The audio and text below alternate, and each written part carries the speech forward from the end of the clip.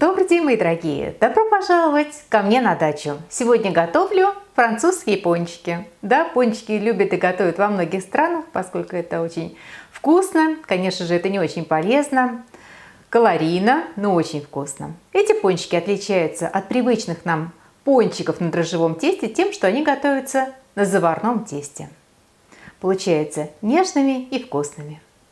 Давайте готовить!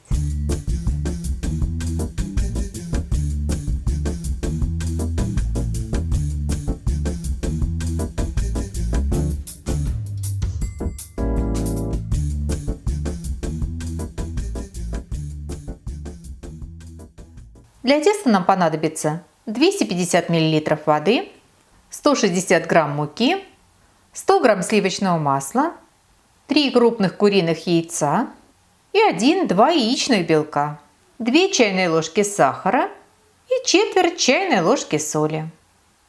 Муку просеиваем. В кастрюлю кладем сливочное масло, всыпаем соль, сахар, вливаем воду. Ставим на огонь и на быстром огне доводим до кипения. Следим, чтобы к началу кипения соль и сахар полностью растворились, масло полностью распустилось. В кипящую воду единым махом всыпаем муку и быстро интенсивно размешиваем, чтобы мука заварилась. Для удобства можно снять кастрюлю с огня.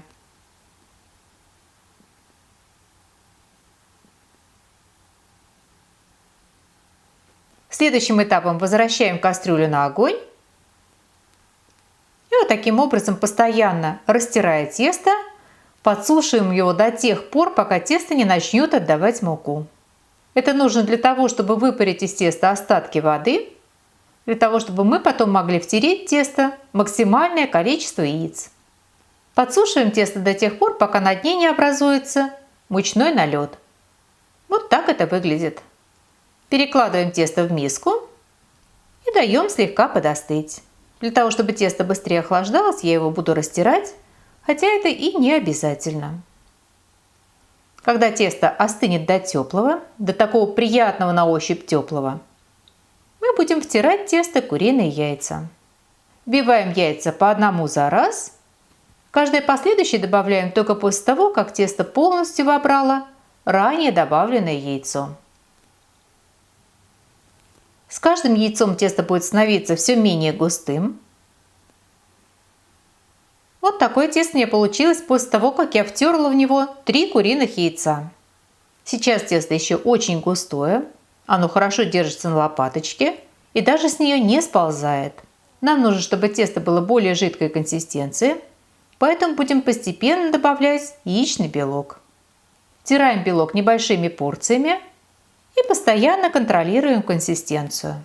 Здесь очень важно не переусердствовать, не добавить белка больше, чем нужно, поскольку если такое случится, то исправить ситуацию будет очень затруднительно. В этом случае нужно будет вмешать в тесто новую порцию заварного теста. Мукой из пакета ситуацию, к сожалению, не исправить. Вот такой по консистенции теста мы добиваемся. Оно лениво сползает с лопаточки, образуя треугольник, который принято называть птичьим язычком. Попутно скажу, что на канале есть отдельное видео, посвященное заварному тесту. Ссылку на видео поставлю в описании под этим видео. При желании вы можете зайти, посмотреть. Там обо всем подробно. Для фритюра нам понадобится пол-литра растительного масла. Растительное масло выбирайте рафинированное, дезодорированное, то есть без вкуса и запаха. Я обычно беру растительное масло олейна. Оно российского производства, полезное и натуральное. Слой масла должен быть примерно 2-3 см, чтобы пончики свободно в нем плавали. Даем маслу разогреться. Отсаживать пончики я буду зубчатой насадкой. Буду отсаживать на квадраты пергаментной бумаги. Я лист бумаги для выпечки нарезала на квадраты со стороной примерно в 9 см.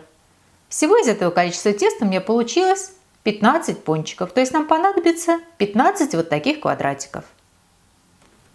Перекладываем тесто в кондитерский мешок. Каждый листочек смазываем растительным маслом.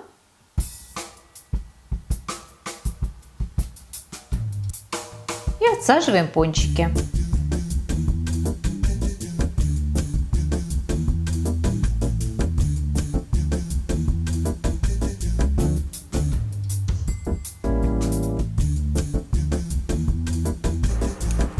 В разогретое масло очень аккуратно, очень осторожно, поскольку масло очень горячее. Выкладываем пончики.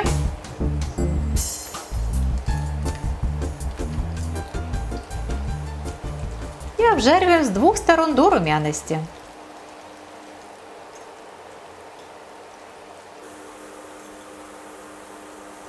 Я обычно о готовности пончиков сужу по количеству пузырей внутри пончика. Сначала их будет очень много, вокруг пончика будет такое бурное шипение, а когда пончик хорошо прожарится, внутри уже пузырей практически не останется, все успокоится. Жарятся пончики недолго, но в то же время значительно дольше, чем, скажем, обычный хворост.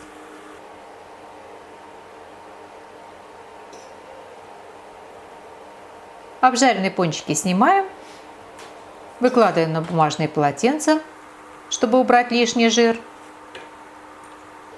В разогретое масло кладем новую порцию пончиков и совершенно таким же образом их обжариваем.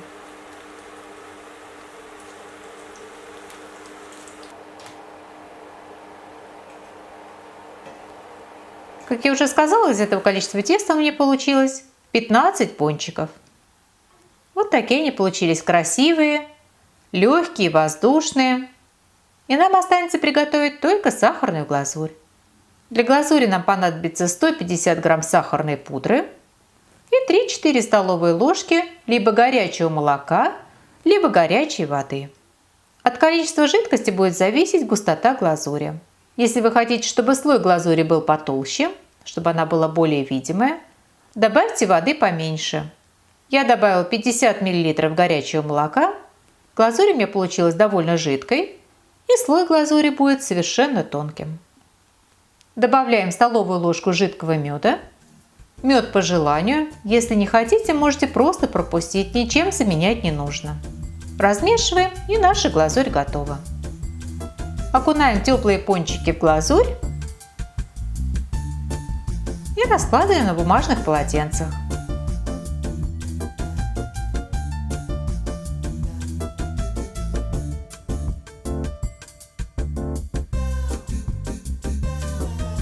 И наши пончики готовы.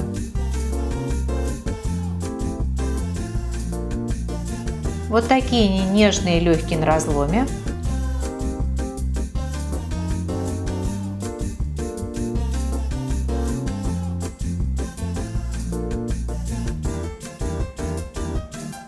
И вот так они выглядят в разрезе. Итак, наши французские пончики готовы. И мне остается пожелать вам приятного чаепития. Приготовьте, попробуйте. Очень надеюсь, что они вам тоже понравятся. Спасибо, что были со мной, смотрели видео, и всего вам самого-самого доброго. До новых встреч, до новых видео.